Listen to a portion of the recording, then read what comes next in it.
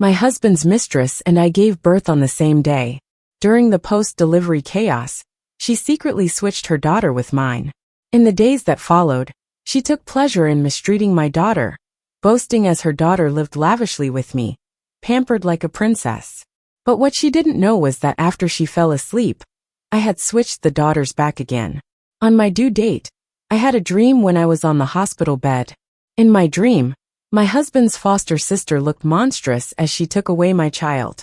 She shoved her child into my arms as I struggled to get my own baby back. I woke up suddenly, with sharp pain in my abdomen and my water breaking.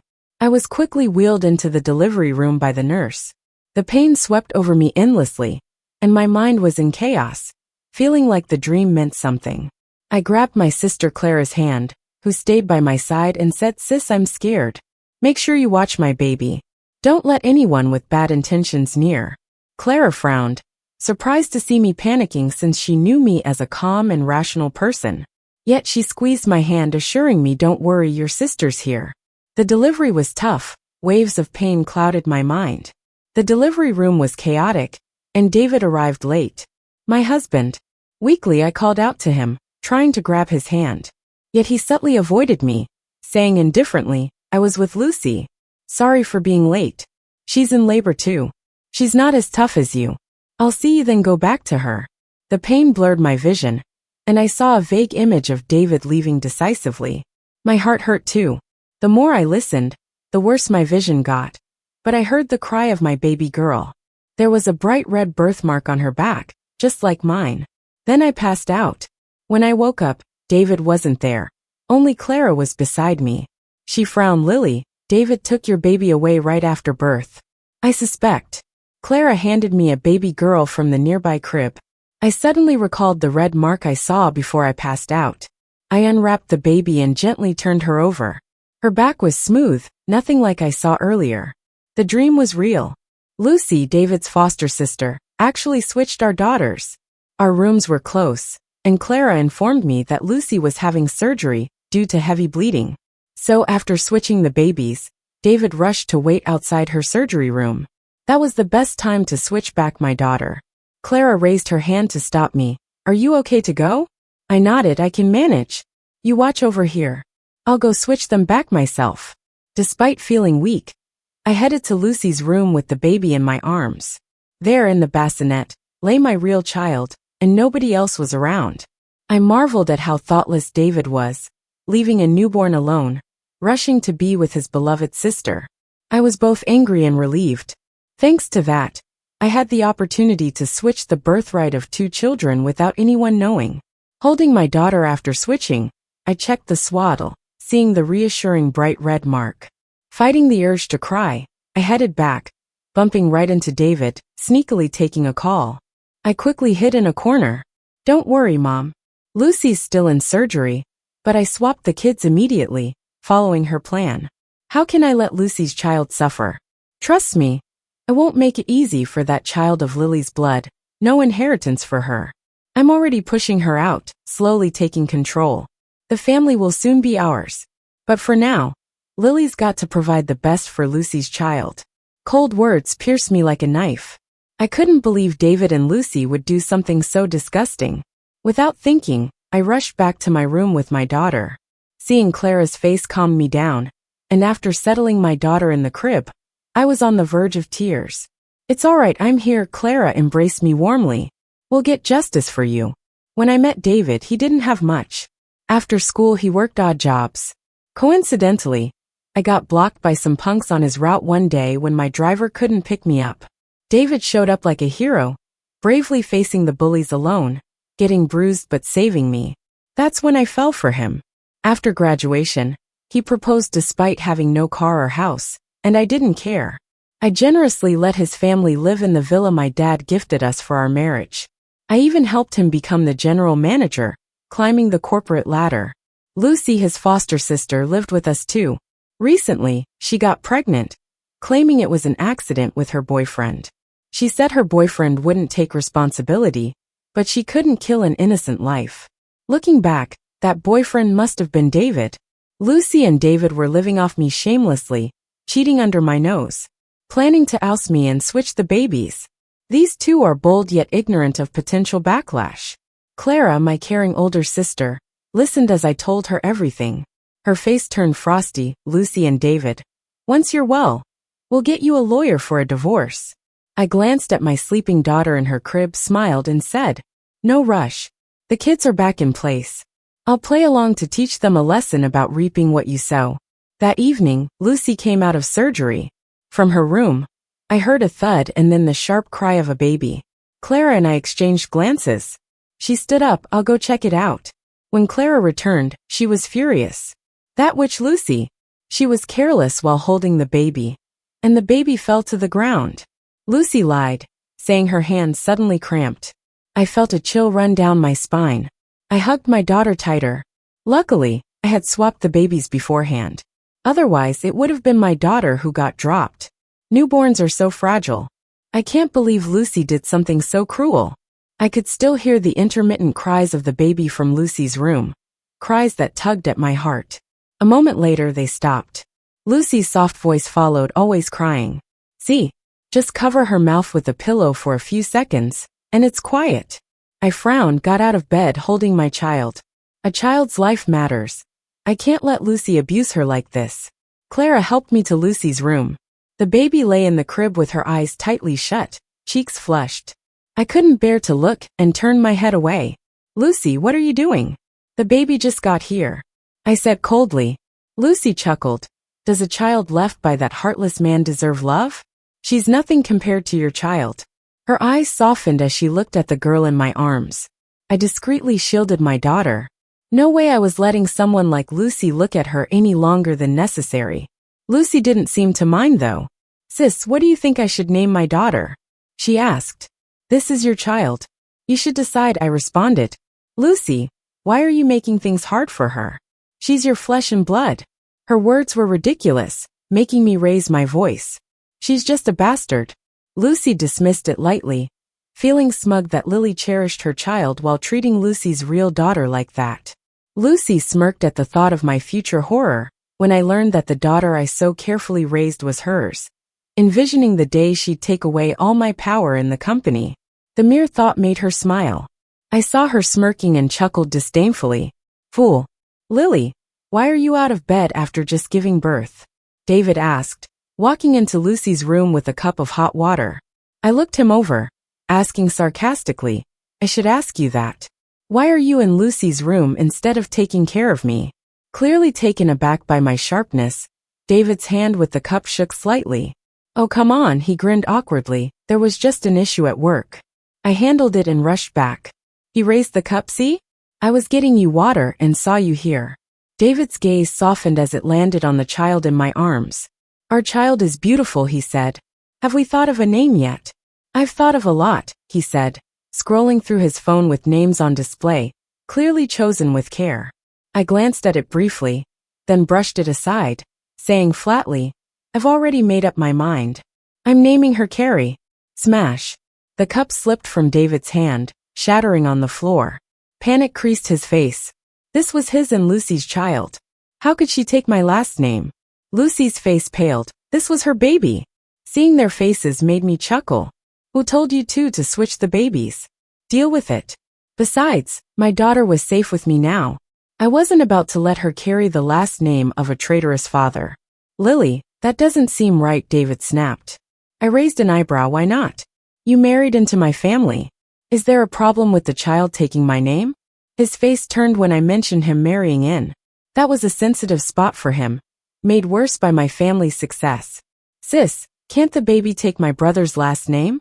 At least, give him some respect in public, Lucy chimed in. I rolled my eyes at her. Is this your business, David's foster sister? That shut Lucy up. And that was that. Clara, let's go, I said, ignoring them as their glares burned holes in my back. Lucy fumed. David, get back at that woman for us, make her pay. Seething, she pinched the baby hard. The poor baby woke crying again. On Carrie's first birthday, Lucy sent her a gift. I unwrapped it, finding a solid gold safety lock. I couldn't help but smirk. Lucy thought she was being generous to her own daughter. Too bad she'd sent it to the wrong one. Her real daughter was neglected right by her side. I accepted the gift with a smile. Then, glimpsing Molly in the nanny's arms, I couldn't help but speak. The baby wore worn-out hand-me-downs, yellowed with age and looking terribly undernourished. "Lucy, you're so generous to carry. Don't let your own child suffer," I said. "Look at her." She shrugged, proud, "Just a bastard. She doesn't deserve what Carrie gets. Even the dogs eat better." I wanted to argue, but David's mom interrupted. "Lucy's right. A bastard doesn't warrant good care." She looked distastefully at Molly, chilling me to the bone. If I hadn't switched the babies, this would have been my daughter's fate. Thank goodness. You've had a baby now, so just focus on raising my precious granddaughter, David's mother advised sternly. Hand over your responsibilities to David. He's experienced enough. A woman's place is at home, she continued, not out in the world. I stood there disgusted, hearing her outdated lecture. I totally forgot she's living in my house, her son married in, and the company is my family's. I couldn't help but laugh. David's mom looked puzzled. "Why are you laughing?" I asked. "Guess what's the company's surname?" David's mom got what I was hinting at. Her face turned red. "Lily." David looked displeased, stepping in to defend his mom. "Lily, there's no need to be so hostile. Mom just wants you to spend more time with our daughter, not to miss out on her growing up, because of work." "Why be so sarcastic?" I raised an eyebrow. "Why? Do moms not get to miss out on the kid's growth, but dads do? If you're so big on being there for the kid, why don't you quit the company and stay home?" David was so angry his face turned green. "I'm a man who got into the company through his wife? Lily." David was furious. "I'm not agreeing to this. There's no need to discuss it further." I casually laid down the final word, turning away to play with Carrie. But I didn't expect David had the guts. He went straight to the company and announced I needed postpartum rest, so he would handle work decisions for me. He even pulled strings to get Lucy, who was unemployed, a director position at the company. This is a branch of our family business that my dad gave me to manage for fun. Is such a small fry really worth David's trouble to sideline me? Such a country bumpkin. Dare to pull these little stunts behind my back. Really think I'm just a fool who does nothing? I pinched my daughter's soft cheek. Well then, let them dig their own graves. They're both just trash. How could they possibly run a company? Any success of the branch has been due to my decisions. David's a buffoon. And Lucy didn't even finish high school. Them running the company is just leading it to bankruptcy. My family is well off, and this company is just a tiny branch. So if it collapses, I won't be heartbroken. I wonder how they'll make a profit without me. Sure enough, David and Lucy, those geniuses, have no clue how to manage a company. Employees were grumbling everywhere, and salaries hadn't been paid for 2 months. Some bold staff even mocked Lucy outright. Someone who got in through the back door. These days anyone can become a leader. Can't even tell PPT from Word, and yet dares to criticize my plans. Salaries were never late when Lily was around. Since you and David took over, you're nearly running the company into the ground. Lucy was infuriated by this blunt attack. Do you believe I'll fire you? The employee smirked, took off their badge, and threw it at Lucy's face, the sharp edge leaving a nick on her delicate cheek. I haven't wanted to work here for a while. Not going to serve you anymore. You. Lucy lost control, screaming without concern for her dignity. She took out her anger on the kid in the evening, after getting embarrassed at work during the day. In fact, she specifically bought a whip online for this. Every midnight, sharp curses from Lucy and the girl's sobs could be heard. The crying got so pitiful even outsiders found it hard to bear. Yet Lucy's beatings got harsher. Hearing the girl's cries and pleas grow faint, I couldn't just sit there. Lucy, enough is enough. Are you trying to kill her? I said, pushing open the door, frowning. Seeing me, Lucy even looked smug. So what if you're popular at work? Your own daughter still suffers under me. She dragged the child up, whose body was already covered in wounds. This action reopened the girl's injuries, fresh blood soaking through. I couldn't bear to look, averting my eyes. You pity her? I hit my own kid. What's it to you? Want me to give her to you for a few days? With that, she let go, the girl falling like a kite with a severed string into a corner. Lucy, she's just a child, don't torture her so, I said coldly. I don't have that kind of enjoyment in child abuse, I added. Thinking about how she has bullied my daughter, Lucy seemed to feel a twisted satisfaction, feeling fulfilled. "She's a bastard, deserves as much," she said and picked up the whip again.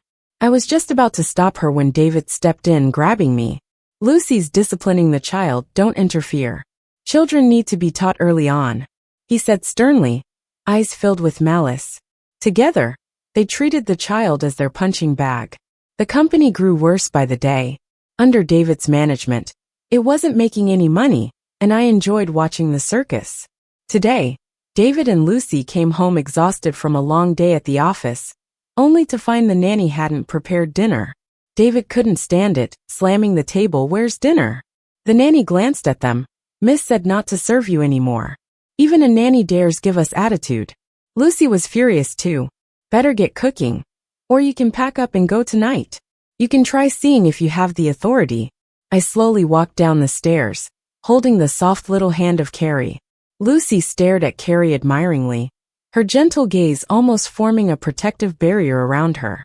"Lily, what's the meaning of this, not feeding us now?" David bit his words. I smiled. "Not bringing in any money. Of course, I have to reduce costs. Any savings are going toward Carrie's needs. Otherwise, her quality of life might go down. In reality, I have plenty of money. I only said it to make them take the loss silently, since it was for their own daughter." Lucy looked a bit shaken. She tugged on David's sleeve. "Yeah, Carrie's needs come first." David had nothing to say, just grunted in annoyance, pulling out his phone. "Fine. We'll just order takeout." I nodded in satisfaction. "Oh, remember to order 3. Your mom's meal is cut too." David clenched his fists. "Lily, don't push it. If you're not happy, work hard and make money, you useless thing," I said lightly, then looked down and ruffled Carrie's head. "Come on, Carrie, let's go upstairs and I'll tell you a bedtime story." Ever since I stopped letting the nanny prepare their meals, David orders takeout every day. But he doesn't have much savings, so he can't afford good takeout, often leaving him starving. One day, they came home and saw me and Carrie having dinner. The long table was filled with a variety of delicious food, and Carrie sat obediently, looking like a little dumpling. Lucy's heart melted. "Come here, let me give you a hug." She opened her arms to hug Carrie, but Carrie dodged her. Watching Lucy's heartbroken expression, I smiled. "Sorry, Carrie is shy around strangers." That comment really hurt Lucy, and she was close to tearing me apart. David, on the other hand, was eyeing the table, swallowing hungrily. He was starving. Just as he was about to ask to stay for dinner, a figure darted across, grabbing a piece of pastry and devouring it. I was startled, and upon closer inspection it was Molly. She was fragile and bony, with bulging eyes, looking at Carrie enviously. I was a bit surprised. Lucy screamed and slapped her. "Who let you out?" David was in charge of Molly's meals, but he could barely take care of himself, let alone her. Most of the time, Molly was left hungry. When David remembered, he'd toss leftovers on the ground, calling her over like a dog to eat.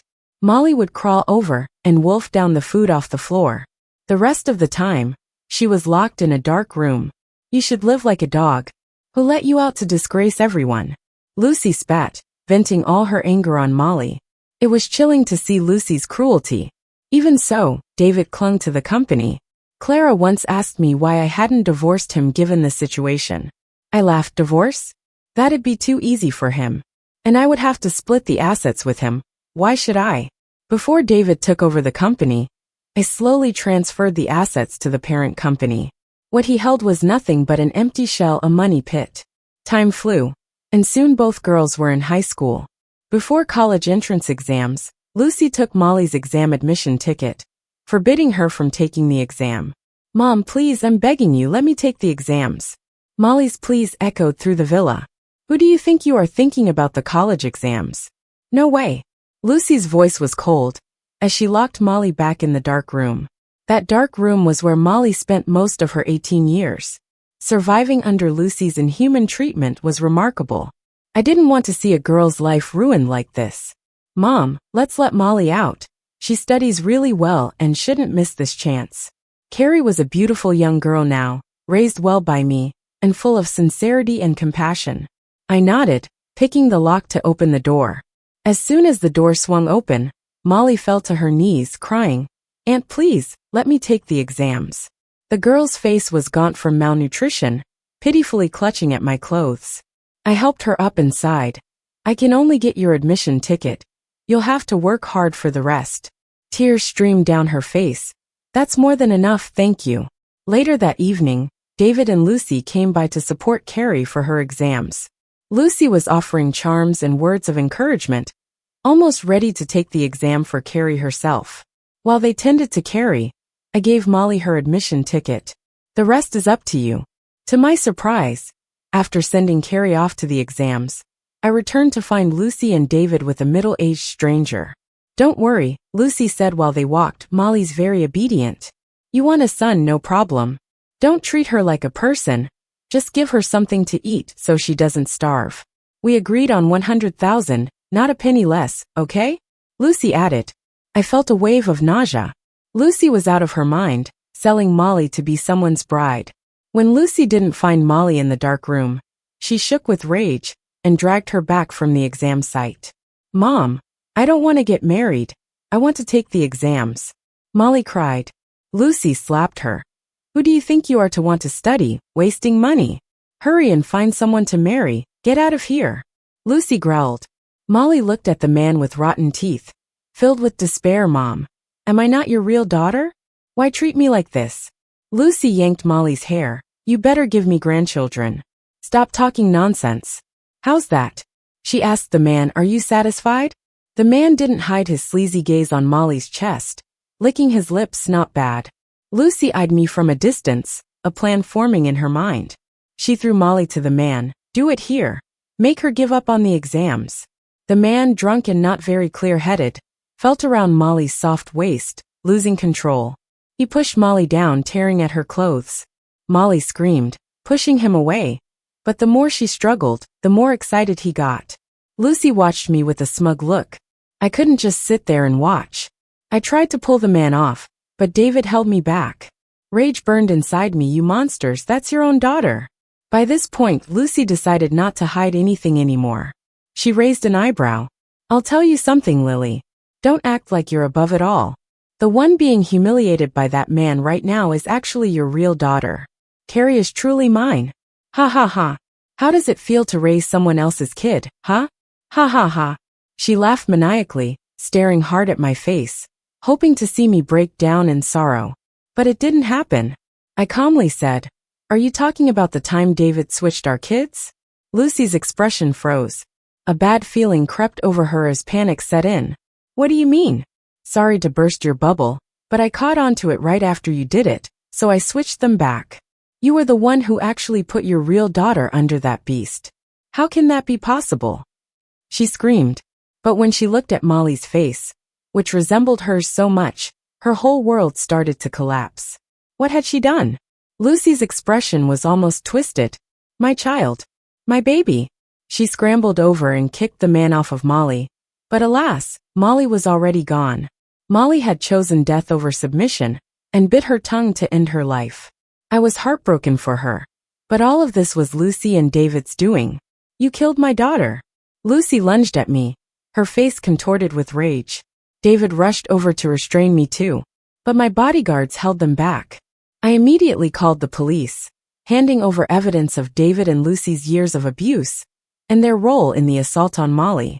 Unable to cope with the shock, Lucy went insane, and the police put her in a mental hospital. She mumbled "Mommy's sorry" every day. David faced justice. I divorced him, and he couldn't take a penny from the house or company. He was sentenced to life without parole. David's mother, upon seeing her son imprisoned, had a heart attack and died. When Carrie came home after her college entrance exams, she was surprised to find only me. But after I explained everything, she gave me a big kiss. "Mom, congrats on finally getting out of that hellhole." I lovingly patted her head. "That's my daughter, all right." I took her home, and while we waited for her exam results, I showed her the ropes at the company. Our bright future was just beginning. The end.